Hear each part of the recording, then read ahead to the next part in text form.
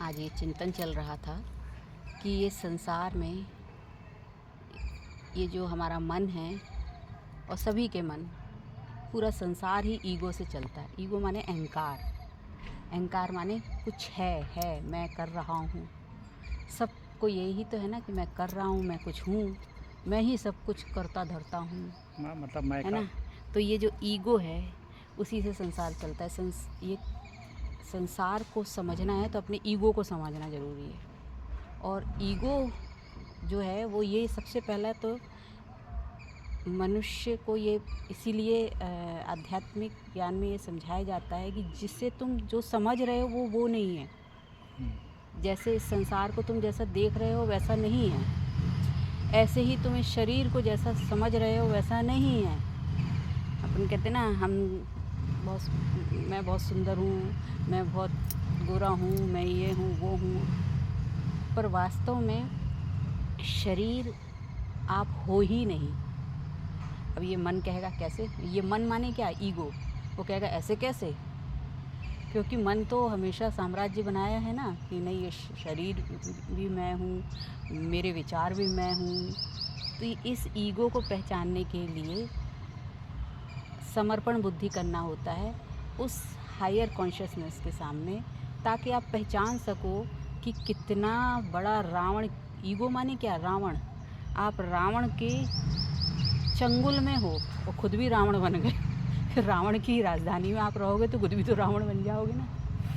तो जैसे कि अब इसको सोचो, इमेजिन करो कि एक बड़ा अहंकार जो है वो मन है, और मन के अंदर ही सारी दुनिया है। मन में ही तो सारे विचार हैं, विचारों से ही तो सारे, अगर मैं ये मानूं कि ये मेरे माँ बाप हैं, ये मेरे रिश्ते हैं, ये मेरे दोस्त हैं, मेरा ये घर है, मेरा मकान, मेरा धन, मेरा ये मेरा वो, ये सब जो मेरा मेरा करते हैं, ये कौन करता है, मन ही तो करता है ना।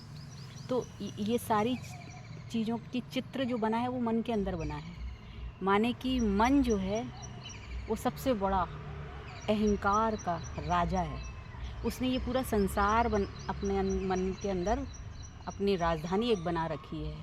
मेरा ये, मेरा वो, ये, मैं ये, है ना। ये मैं और मेरा मेरा करके एक उसने अपनी राजधानी बना ली है। और वो मन जो है उसमें वो अहंकार जो है वो राजा बन के बैठ गया है। माने मन जो है उसकी धरनी पे सारे मेरा और मैं भरा पड़ा है, और ये सबका राजा जो है वो अहंकार है ना।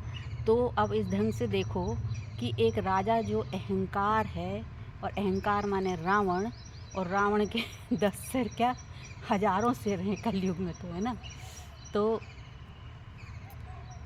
उस रावण का ये संसार है हमारे मन के अंदर। और ये संसार कैसे बना, इंद्रियों के द्वारा।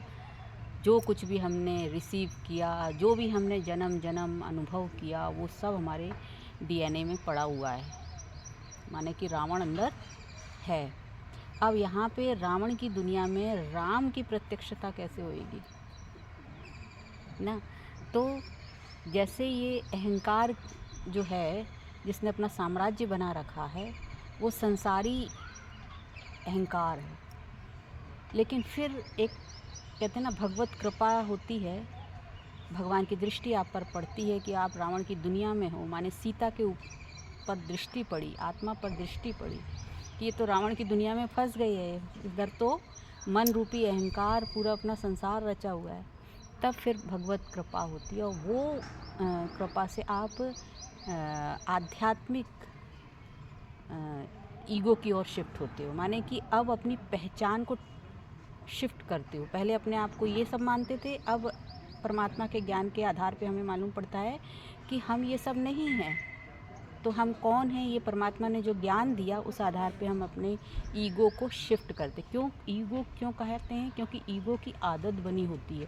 ईगो के बिना तो मन रहते ही नहीं, और पुरुषार्थ तो मन ही करेगा। तो मन को ये बार बार समझा दिया जाता है कि ये तुम कितनी भी राजधानी अपनी बनाए बैठे हो, इतना बड़ा रावण की दुनिया, लेकिन इससे भी ऊपर कोई है। तब फिर वो परम शक्ति जो है परमात्मा, वो जब ज्ञान देते हैं, एक आपके अंदर का जो शुद्ध मन है उसमें थोड़ा बीज डालते हैं कि आप ये सब नहीं हो, अपने आप को जानो, तुम मेरी संतान हो, तुम दिव्य आत्मा हो, तो एक ये स्पिरिचुअल ईगो तैयार होता है। फिर वहाँ की स्मृति जो पहले हम ये समझते थे कि ये वाला ईगो है, रावण वाला ईगो जो है यही मैं सब कुछ हूँ, लेकिन अब आप शिफ्ट हो जाते हो आत्मा वाली स्मृति में, माने स्पिरिचुअल ईगो में शिफ्ट हो जाते हो। मन को तो कुछ चाहिए ना, चाहिए होना यही ईगो है। फिर धीरे धीरे धीरे धीरे ज्ञान के द्वारा और मेडिटेशन के द्वारा ये जानना शुरू करते हो कि ये भी कुछ मैं नहीं, ये भी मैं नहीं, ये भी मैं नहीं, ये भी मैं नहीं, और निराकार मैं आत्मा परमात्मा की संतान।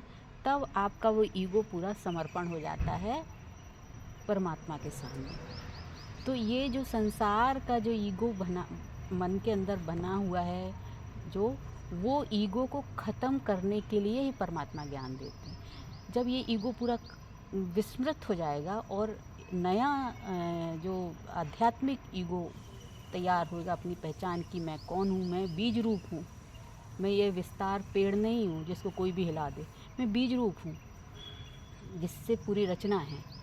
ये स्मृति आते से ही आप सूक्ष्मता में परमात्मा की गोद में हो जाते हो, परमात्मा के सम्मुख अपने आप को पाते हो, तो परमात्मा स्वरूप बनने लगते हो, क्योंकि अब आप परमात्मा की छत्र छाया में हो। तो वो रावण से छूट के आप कहाँ आ गए, राम की दुनिया में आ गए, परमात्मा की दुनिया में आ गए। फिर वहाँ से रचना शुरू होती है, फिर वहाँ से आपके अंदर दैवीय गुण दैवत्व जागृत होता है, और फिर इस तरीके से आप सीता जो है वो राम के साथ होती है। तो इस तरीके से जो संसारी ईगो है उसको मारना ही ज्ञान का मुख्य उद्देश्य है ना। ओम शांति।